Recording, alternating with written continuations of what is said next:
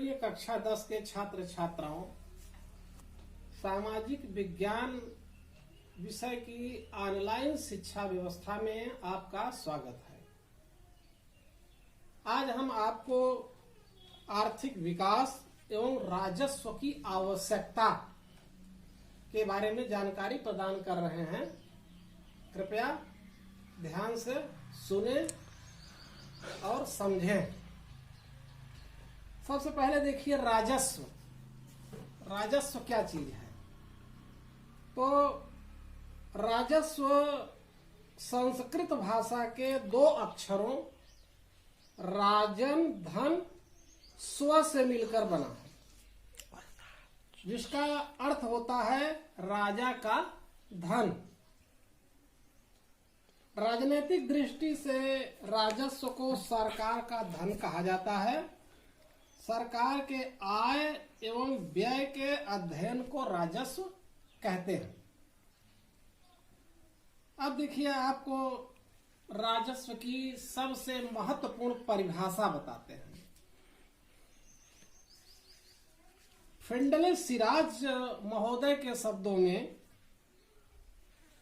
राजस्व ऐसे सिद्धांतों का अध्ययन है जो कि सार्वजनिक सत्ताओं के व्यय एवं कोषों की प्राप्ति से संबंधित है। अब राजस्व की आवश्यकता, राजस्व की आवश्यकता क्यों पड़ी, यानी सरकारों को राजस्व माने धन, धन की आवश्यकता क्यों पड़ी? अब देखिए, राजस्व की आवश्यकता निम्नलिखित कारणों से होती है। राजस्व की आवश्यकता किन कारणों से होती है? निम्न कारणों से। पहला, राजस्व की आवश्यकता है समाज कल्याण के लिए राजस्व। सरकारें समाज कल्याण करती हैं। समाज कल्याण के कार्य को सुचारू ढंग से चलाने के लिए राजस्व की यानी धन की आवश्यकता होती है। जैसे अस्पताल खुलवाना, शिक्षा व्यवस्था करना, सड़कों का निर्माण करना, ये सब समाज कल्याण के कार्य हैं। इसके लिए राजस्व की बड़ी आवश्यकता होती है। दूसरा है आंतरिक एवं बाह्य सुरक्षा हेतु राजस्व। अपने देश की आंतरिक सुरक्षा व्यवस्था एवं बाह्य सुरक्षा व्यवस्था को संचालित करने के लिए, उसका क्रियान्वयन करने के लिए धन की आवश्यकता होती है, जो राजस्व के माध्यम से ही इकट्ठा हो सकता है। तीसरा देखिए, राष्ट्रीय समृद्धि हेतु राजस्व। राष्ट्रीय समृद्धि के अंतर्गत जैसे वैज्ञानिक उन्नति है और शोध है, प्रौद्योगिकी संस्थान है, इत्यादि चीजों के लिए भी धन की आवश्यकता होती है। चौथा नंबर है आपदाओं के लिए राजस्व की आवश्यकता। जैसे देश में एकाएक भयंकर आपदाएं आ जाती है, भूकंप आ जाता है, जो दैवीय आपदा है, भूस्खलन होती है, महामारी आती है, बीमारी है,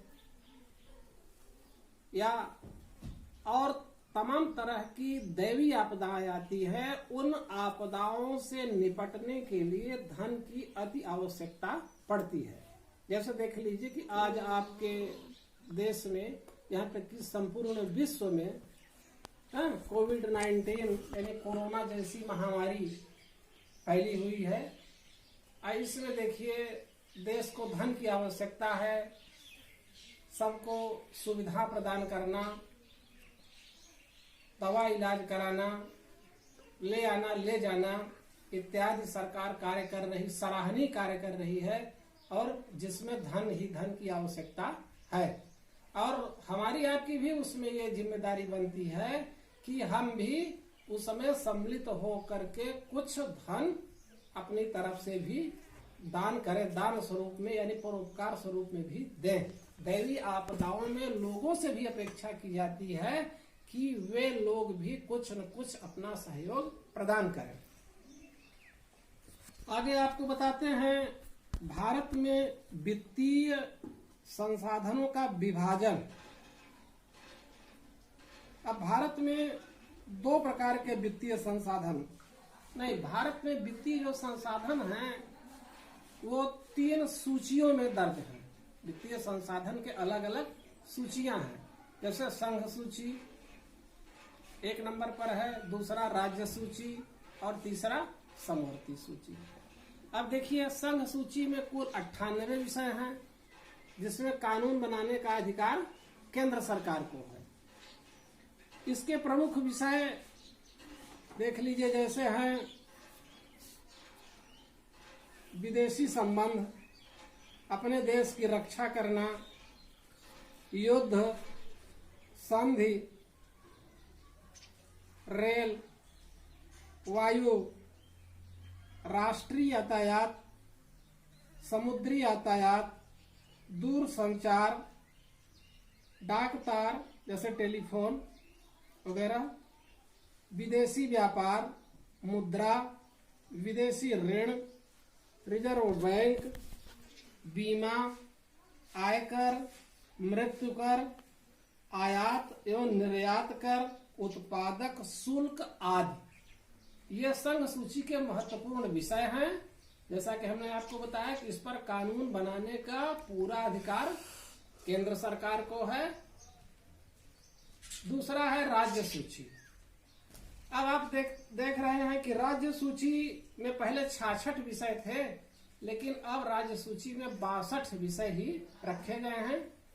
इसमें कानून बनाने का पूर्ण अधिकार राज्यों को है।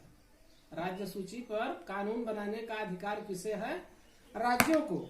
इसके प्रमुख विषय क्या क्या हैं? जैसे देश में, अपने प्रदेश में भी सार्वजनिक सुरक्षा, पुलिस, न्याय, जेल, स्वास्थ्य, शिक्षा, कृषि की व्यवस्था करना, सिंचाई की व्यवस्था करना, मनोरंजन की व्यवस्था, स्थानीय शासन, भूमि कर लगाना, बिक्री कर लगाना, स्टाम्प कर, आबकारी, मोटर एवं वाहन टैक्स, यह सब राज्य सूची का विषय है। तीसरा देखिए है समवर्ती सूची। तो इस सूची में पहले 47 विषय थे, लेकिन अब इसमें बढ़ा करके 52 विषय कर दिया गया है। इसमें कानून बनाने का अधिकार केंद्र और राज्य दोनों सरकारों को है, लेकिन यदि केंद्र और राज्य दोनों सरकारों के कानूनों में आपस में सामंजस्य नहीं है, यानी मतभेद है, तो इस पर जो केंद्र सरकार कानून बनाती है वही कानून मान्य होता है। इसके प्रमुख विषय हैं, जैसे आप देख लीजिए, नजरबंदी है, फौजदारी है, दंड है, विधि है, विवाह है, विद्युत है, ये सब समवर्ती सूची के प्रमुख विषय हैं। अब आप देखिए कि केंद्र सरकार की आय के स्रोत, अब जो राजस्व होता है, कहीं न कहीं से राजस्व आना चाहिए, कहीं बैठे ऐसे तो मिलेगा नहीं। अब ये राजस्व कैसे आएगा, उसके प्रमुख स्रोत क्या हैं?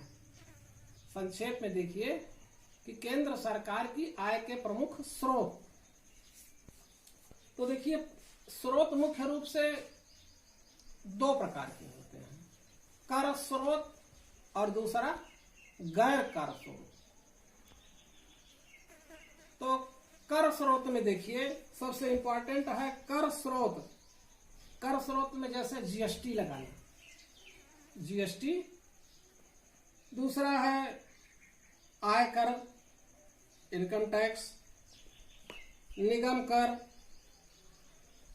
और संपत्ति कर तथा उपहार कर, ये कर स्रोत हैं। इससे सरकार को राजस्व की प्राप्ति होती है, राजस्व में इससे धन गवर्नमेंट को मिलता है और जिससे कि व्यवस्था चलाने में सुविधा रहती है। अब गैर कर स्रोत देखिए, गैर कर स्रोतों में है जैसे करेंसी तथा टकसाल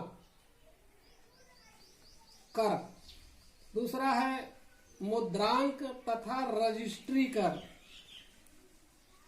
प्रशासनिक प्राप्तियां, ऋण पर ब्याज प्राप्ति और सामान्य सेवाओं से प्राप्त कर, इनसे भी जो कर प्राप्त होता है तो सरकार के संचित खजाने में रखा जाता है और जहां जैसे आवश्यकता पड़ती है उस तरह से सरकार इन करों का उपयोग सामान्य जनता या जनता के हित के लिए, जनता के विकास के लिए करती है।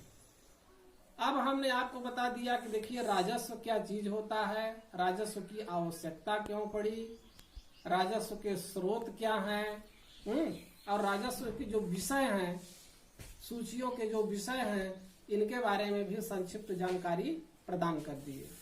और आशा यह है कि आपको सामान्य तौर पर ये छोटी छोटी बातें समझ में आ गई होंगी और इसको जानना आपको और अपने लिए तथा देश हित के लिए बहुत ही आवश्यक है। और लोगों से भी अपेक्षा की जाती है कि जो भी कर सरकार लगाती है उसको बड़े ईमानदारी से कर को अदा करें और सरकार की राजस्व बढ़ाने में सहयोग प्रदान करें। आज का चैप्टर इतने पर ही समाप्त किया जाता है। शेष अगले दिन। बहुत बहुत धन्यवाद आप लोग।